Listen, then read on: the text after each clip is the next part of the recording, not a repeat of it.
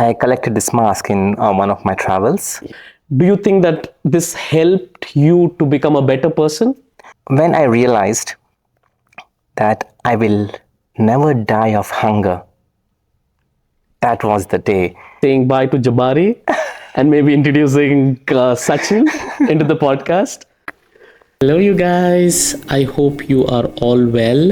So, our today's guest is a perfect example for slow living. Whether it's his brand, it's slow fashion, and his travel, it's slow travel.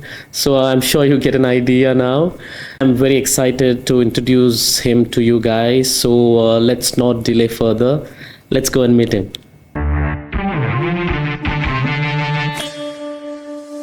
Hi, Sachin. Hey Ken, How are you doing? I'm fantastic. The year has started off well?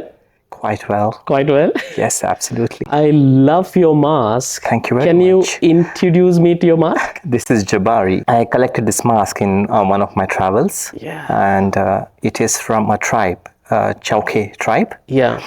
And this was my first mask that I collected and my favorite as well. Yeah. You just mentioned that you collect masks. I know so many things about you, but this was something that I think got to know a couple of days ago that, you have this mask and you're going to be introducing this mask on the podcast.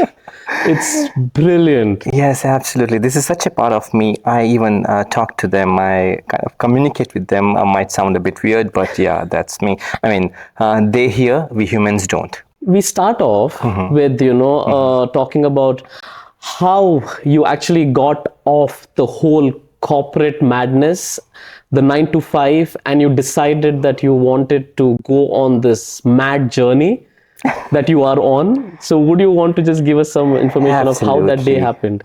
Absolutely. So it is not easy when you have the plush corporate job, the kind of salary coming in every month. It is tough to make this kind of decision to live a life of uncertainty in terms of financial. So I asked myself, I don't know any musical instrument, I don't know any dance form, and 30 days of leave in a year is not enough for me. I questioned myself. So it was going on since a few months, and at last I just took the plunge. It's been now 4 years, 3-4 years, and I'm only grateful and I'm glad that I took that step. That's amazing because now that I know you for, I think, a few years, I feel this is what you should be doing. I don't see you sitting behind a desk and doing a day job, because that would be impossible to think that, that's something that you would be wasting your life on. So I'm so happy that you chose that journey, which not, I think, everyone has the guts to do, but you decided to do it. Was it difficult for you to decide that you wanted to take that plunge? Like you said, the salary bit and all of that, but for you personally, initially, was it like a challenge? It was mixed. It was challenging as well, but on the other side, I was quite happy as well. Happy because I was living something which I don't relate to. Yeah. I found a lot of things unfair around me and in the society, me as well being a part of it. I don't mean to say that I'm perfect, but I couldn't relate or understand a lot of things happening around me, including the work life. And I needed a lot of time to enjoy the sunrise, the sunset, or even just to dream, like sit and dream for half an hour in the day, just the time should stop. I remember the days when I'll come and like 12 hours, 13 hours, eat, sleep, and it's again the same thing. And then you get whatever 1 or 2 days off is, for me, it was not enough to rejuvenate from the stress life. For me, the stress or the pressure was not worth my days of life. So I had to take that step and give and value my life more.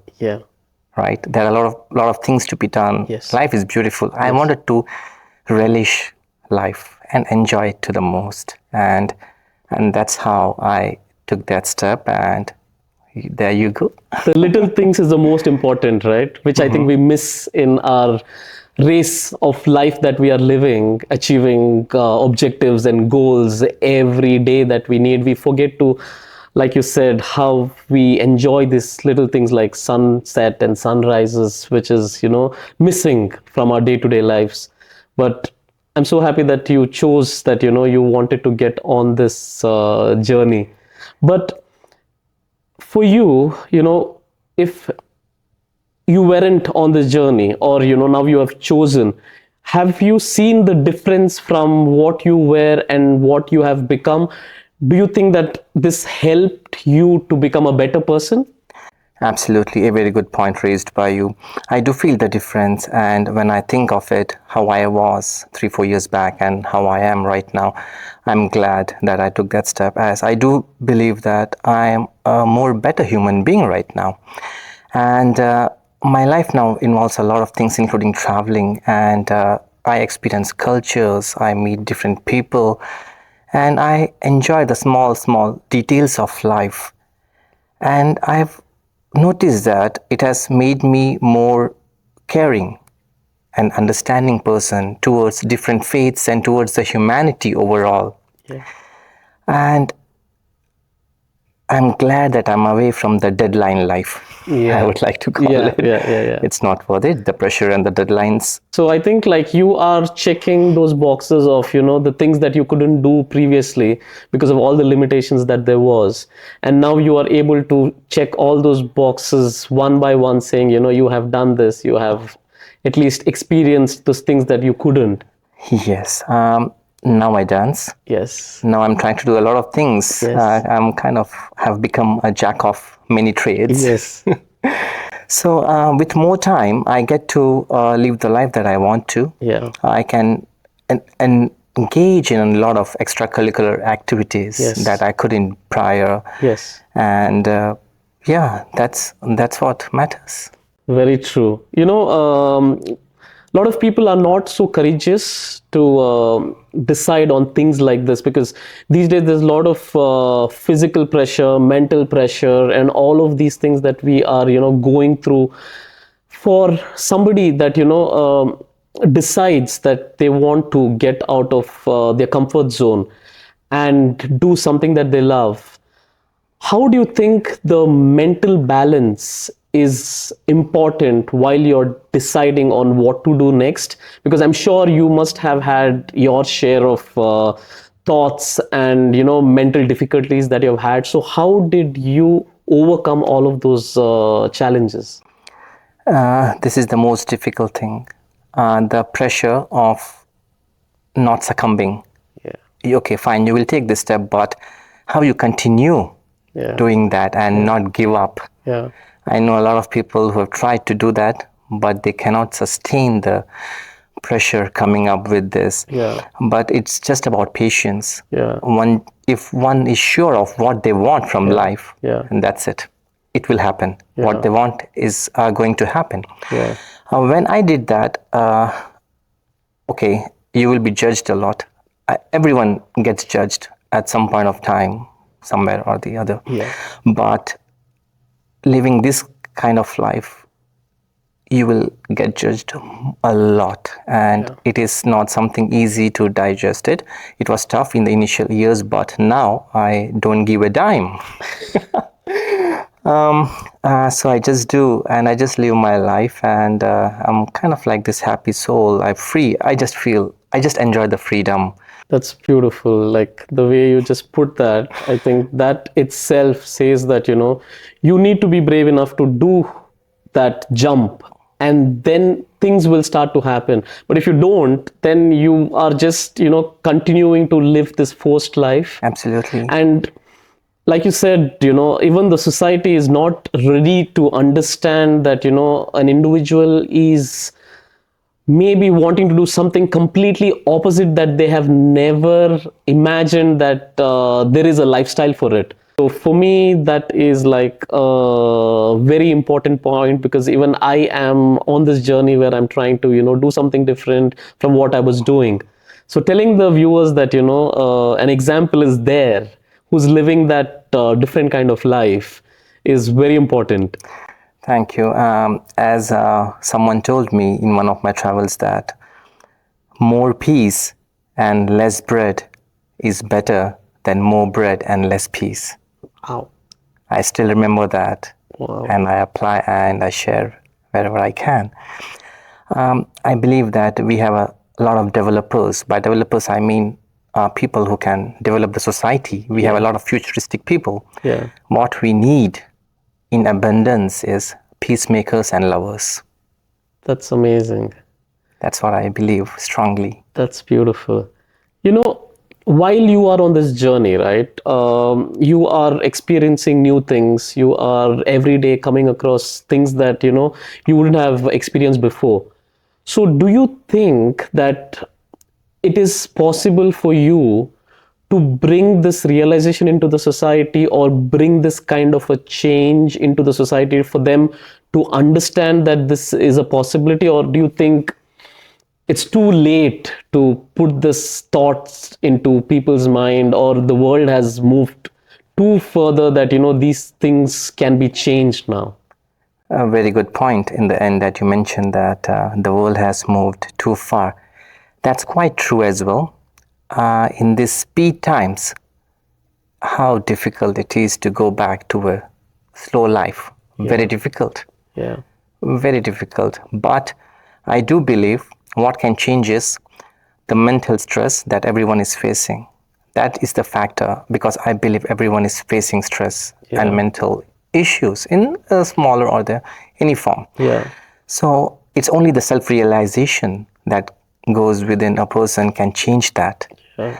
For example, when I started doing solo traveling, I've been doing that for many years.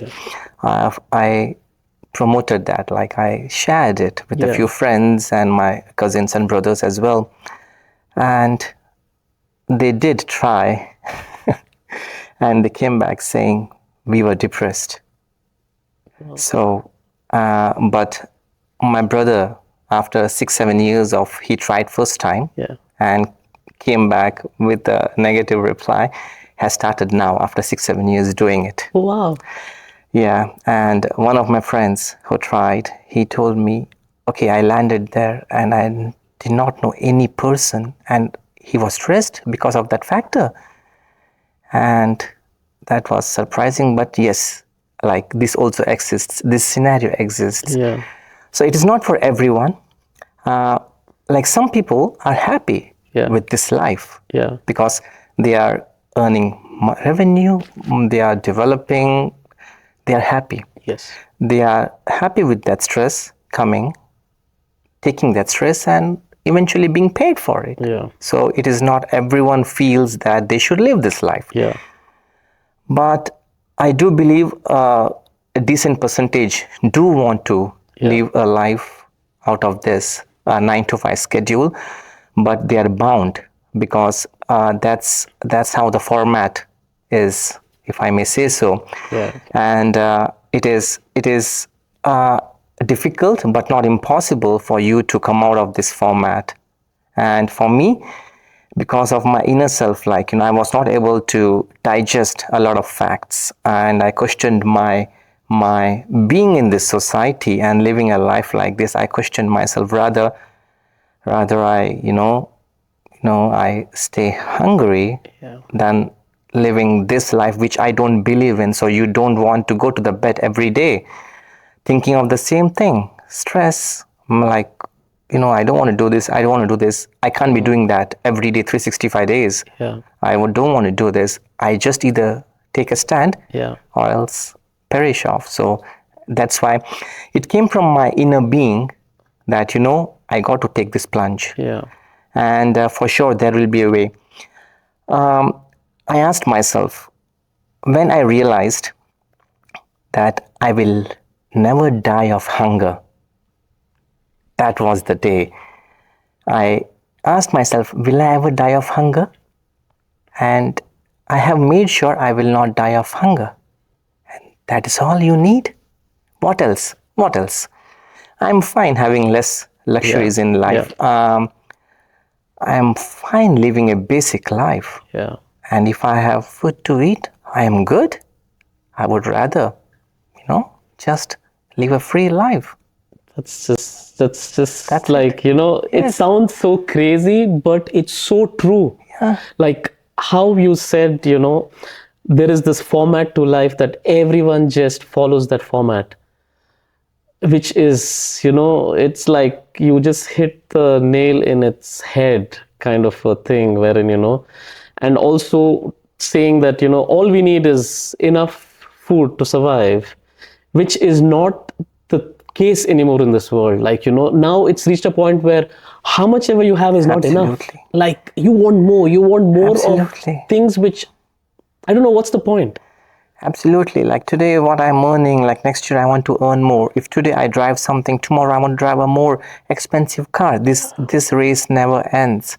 There is no end to that. Yeah. So if I earn more, my expenses are going to be more as well, because I will, exactly. You want a bigger house, you want a bigger car, yes. You want a bigger everything. But do you need it? Absolutely. It's like, and there is no end to that. Yeah. So it's majorly about status, right? I mean, True. You live in the society where these days status is everything. Yes. You got to show your status quotient yes. to live and to get the respect. Yeah. Get the respect. Yeah. So, that's the game. Yeah. I think I would also love to talk something that, which I think is also biggest part of your personality, which is your travels. Because as far as I know, I think half of the year you are traveling while, rest of the half of the year you are doing things that needs to be done.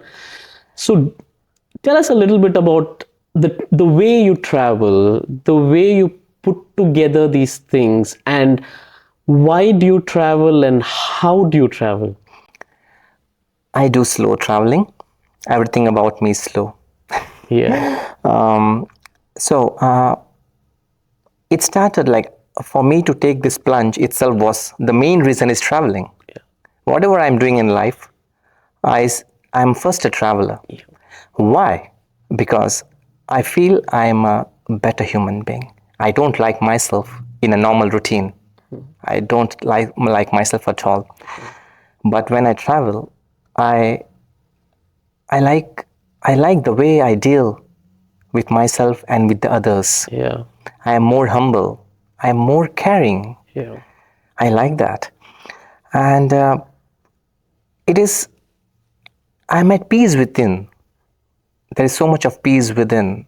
And I go to some place, I don't cover it up like in 5 days or 6 days like a package and come back. Yeah. That doesn't work for me. I don't travel that way. If I go to a place, I try to cover it up all. Meeting people, exchanging culture, sharing food with them. Life is beautiful. Yeah. I've been to places, questionable places, but I have never had a bad or a threatening experience ever in my life.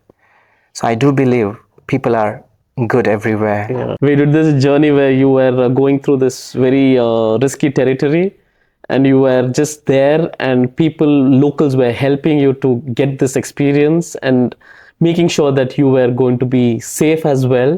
When you told me the story, I was like, it took me a few minutes to think that how you would have decided to put yourself in that position, but knowing you, that is a possibility. So these are the kind of travels that you do, right? Like I recently visited Afghanistan for a day. Yeah. I can't, the passport that I possess, I cannot fly and go to Afghanistan. And I was visiting Central Asia. I was covering the Central Asia and from Tajikistan. Yeah. I took a permit to the border region. Even with Tajikistan visa, I cannot go to the borders area, which is within Tajikistan. Okay. So there's a special permit to that. Okay. And then again, there is another permit if you want to go to the Afghanistan, like the bordering villages, you can do a trek. Okay. So that is called Pamir lands. Okay. So through that, I did enter Afghanistan, and I came back, and the people were so friendly. They were welcoming to their homes, and they offered me to use their washrooms, and they packed me a sack full of green apples for my onwards journey. I was so humbled. It made me so emotional that, the world is a beautiful place to live in. Yes. And I travel for this kind of moments. Yes. I travel for this kind of experiences. While you are solo traveling, you are at your own. Yeah. And the major part is you will unearth your inner self. Yeah. So I would request everyone to at least try solo traveling once in their life, because truly they will find their inner self and inner peace. Yeah. Most of it all has been very amazing experiences. And these are my assets. I always say, my assets is for people, traveling is luxury. Yeah. And for me, they are my assets. Yeah. The moments and the people that I meet, they are my assets. Yeah. Before we talk about the next part, which I know is very closest to your heart, I think we should be saying bye to Jabari and maybe introducing Sachin into the podcast. So now, since we have Sachin back and we said bye to Jabari, I think we are at a point that we can talk about this amazing part of your life which you created, which is Gramatas.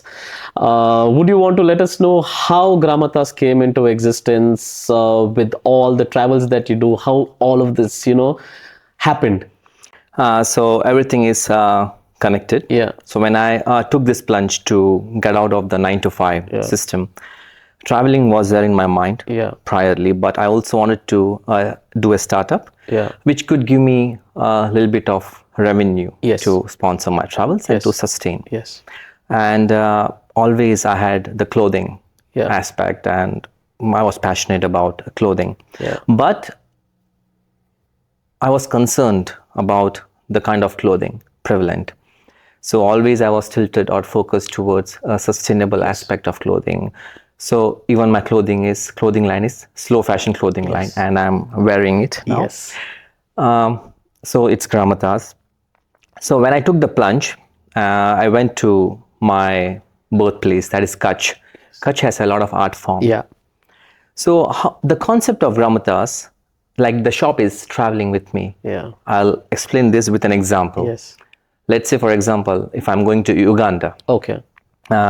So as I said, like 3-4 months, 1 month or 2 months of traveling, 1 month of community welfare or volunteering services, and 1 month of my startup. How? Before going, I will research what kind of art forms are prevalent in Uganda. Okay. And then I will shortlist them, and I will contact and have a list, and I will go. I will amalgamate it into my designs. For example, there is a certain fabric, which is known to that area or a region. I will take that and I will put it into my designs, like a fusion. In Uganda, there is a bark cloth, which is made of the bark of the tree. They beat it and they make kind of a fabric out of it. But yes, it is practically not possible for people to wear it in a mainstream society, but still, we have a niche market. So so we try to put this kind of art forms into our lines, and we use a local labor. The tailor as well will be local, right? So basically, I don't have a head office or a headquarters wherein I'll, let's say, procure the fabric and send it across, and then my tailors and other workers will make it a finished good. I don't have that. So that's what. So the shop is moving with me. I will choose. I will have my designs with me. I'll get it made there. And that's how. And your team is wherever you are. That's your team. Yeah, that's it. I'm forming a team wherever I'm going. And in this, I'm the only employee.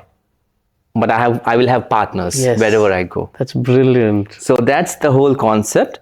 So why this way? Because I get to do everything that I want to do.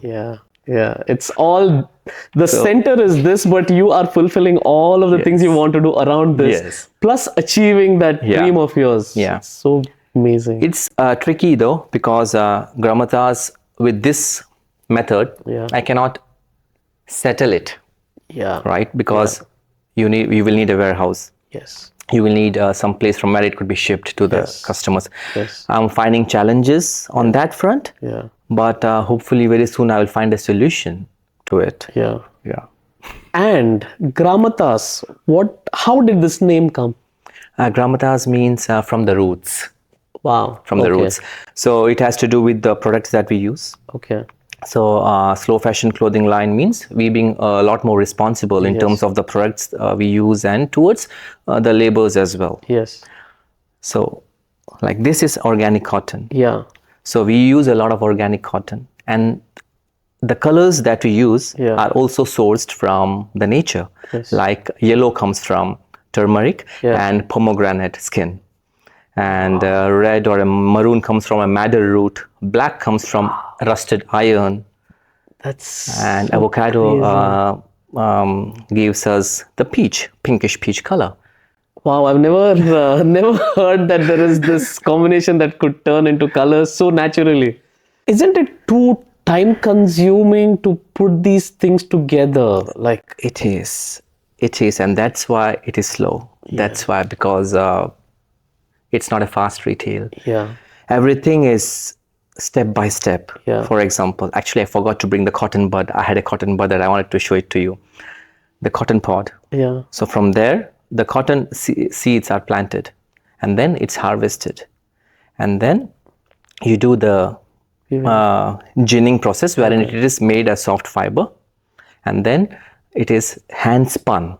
Wow. The cotton, organic cotton, is hand spun by individuals by the old ladies, and then the traditional weaving method is done to make it a fabric. So sometimes we also design our weaving method. We want something, so the weavers accordingly put and make it for us. Wow. So it's a long process. Plus there must be limitations, like you could only have 50 jackets or 10 shirts, or there could be like that kind of. So before you make the stock, do you know what the quantity is going to be like, or do you know, is there a set of buyers for you for that? Because you said it's a niche market, and it's like, so would you know that everything that you have produced is going to be like used, because these are made with so much love and effort, so you cannot not get this out to the people, right? So do you have a plan before you produce it, or you are just going with the flows, hoping that people are going to buy it? Okay, so we produce, and we put it on sale. Okay, let's say for example, if we have 250 pieces, that's it. Whatever sells. So for example, if a piece is sold, any person cannot have request for the same one. Okay. For example, if for this I have 8 pieces, if it's gone, it's gone. This is a free size. So not even a size, but we cannot again give you back in a short time. And also if we can give, it depends. A lot of factors are there.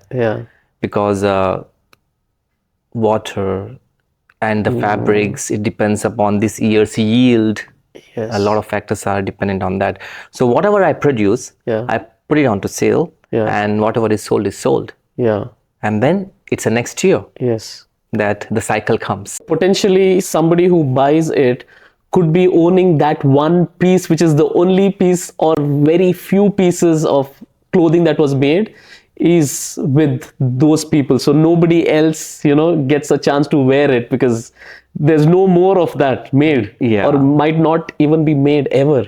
Yes, quite possible, because the first year we had a lot of designs, and the first year I made a lot of mistakes, and then I filtered the designs. So now we have kind of 5 to 7 designs that is running, and most of the items are sold to the same customers. That's a less headache for me, because my customers are repeated customers. So they are behind me. What is this? You don't want to function your business or what? Because of it's only 1 year production that happens.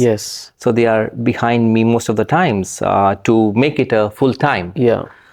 But to do that, even if I have to have a partnership, I need to find a like-minded person who will understand this concept. And with this kind of concept, it is kind of impossible to do a multiple production. But in the future, it will be possible, working towards it. But as of now, no, because we got to find the right set of Yes, because partners or it's allies. a business, but it's not business centered only for money. Absolutely. It's business centered with love and giving back to the community. Yeah. If you have the wrong partner coming in and wanting to just change all of that to make money, then it takes the soul out of the whole brand. Exactly. A few individuals and friends as well offered to, plunge into this. Yeah. But I politely said no, because anyone would come in with the idea that how much money will it make? Yes. And I ain't expecting it to make money. It should just sustain by itself, which it is doing as of now. Yes. And tomorrow, yes, if the money is coming, it is good. Yes. But it is not the only idea why I launched Gramatas. Yes. It is born out of passion. It is born out of a different, unique concept. Yeah. So money is way behind Yes. the factor to run a Gramatas. Yeah. And anybody who knows you knows that the term slow is the most important term in your dictionary, because the life that you live is very slow, relaxed life. The brand that you run is also called as slow fashion. So it comes automatically knowing that you get attached with Sachin, you know everything is going to be done beautifully in time. Nothing's going to happen. Thank you very much. That's a very big compliment from you. It's something that I love about seeing how you lead your life with that motto, and you lead it proudly, which is the most important. And I think you're the only person I honestly know who's living it to the point and not changing it for some other requirement, which is a good thing. Like, I honestly appreciate that. Thank you very much. A lot of sacrifices comes with it, because your near and dear ones are maybe not might not accept it. Parents might not accept it, but now I'm rigid, so it's okay. It works for me being a bit rigid to fulfill what I want to fulfill. So that's how the Gramatas is run, and it's repeat customers. Yes. So it is gone, and I have less headache. And then whatever is left, maybe I'll put it online for selling. And then again, it's the next year. Yes. Yes. So that's how it goes. And whichever part I go, whichever country I travel, I try to take something from that. Yeah. But majority of the work as of now we have done in Kutch. That's my birthplace. Plus a lot of art forms are prevalent in Kutch. Yes. Because it's the extreme side of the western part of India, and a lot of tribes have settled there. So they have unique embroidery styles. Yeah. So after I make my garment, and then the last step is the embroidery, not on all the items, and some items as per the design. So the embroidery is done as per the community. Yeah. Every community is known for their own pattern of embroidery work. So accordingly, it is done. So, and I'm the only staff, right? So I first procure this from the farmers. They send it to the weavers, and they weave it, and hand spinning. After that, they weave it, and the fabric is ready. Then the tailoring happens, and from there, I myself take it to the tribals, and along the way I'm enjoying my traveling as well. Yes. And you also, I remember you telling me a story of, you actually sitting down with this person, tailor, who's doing this garment, and he's like not handling it the way he's supposed to, because these are like very delicate goods, but the way it's put on the floor, or it's dirty and things like that. So you might be having a lot of products that are maybe getting wasted as well in the whole process, because imagine you walking into a tribe where they don't have the concept of clean hands or all of this.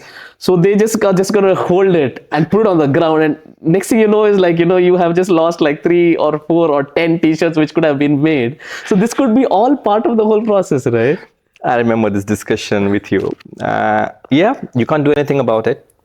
These tribals, most of them live in huts, and they sit down on the floor with the mud and everything. And in front of me as well, like I could see them just taking and sitting down and just doing it. So I can just try to clean it off later. Yeah. But what I think is that I should not disturb anyone's natural flow. Yeah. that's what they are doing. And I mean, I just leave them to, I don't try to, divert them as per this thing. You're not letting somebody change you, so you would not want to change somebody else while they are there. They wouldn't be able to do that on a chair and a table, maybe. I mean, that's their life. They're comfortable, and that's the essence of it. Yes. Okay, the colors that I told you, right? Yeah. Coming back to that, they from the nature, yes, they fade, right? So if I tell you, or if I tell anyone, okay, I have a certain garment, but it will fade. The color will fade with every wash, and after 30-40 washes, the fade is very much visible. Yes. How many of the individuals will be ready to buy? No, right? Yeah. So that's what. But for me, that's the character. Yeah. It brings character for me. Yes. I think one last thing I would like to ask you is, what's your vision for Gramatas in the coming time? Like, what is the vision that you have, that you want to take Gramatas to what kind of places or what kind of people? Have you thought of it? Not really, but because I know, I mean, the concept is there, right? Yeah. Where do I see Gramatas in the future years? Just that I just need I just hope that Gramatas amasses a bit more respect and is acknowledged for the work it does. Yeah. Right? My artisans get acknowledged, and the artwork that we use gets acknowledged and gets a little bit of respect, and that's all we need. Yeah, very true. And we keep on doing what we do. Very true. Yeah. Sachin, thank you so much for coming to the podcast today and being yourself, because that's the most important essence, that we get to hear you raw and unfiltered. Thank you very much. It was a pleasure. And same. I am humbled to share a relation with a like-minded person. Yes. It's a pleasure Thank to know you you, so Ken. much. Thank you so much, Sachin.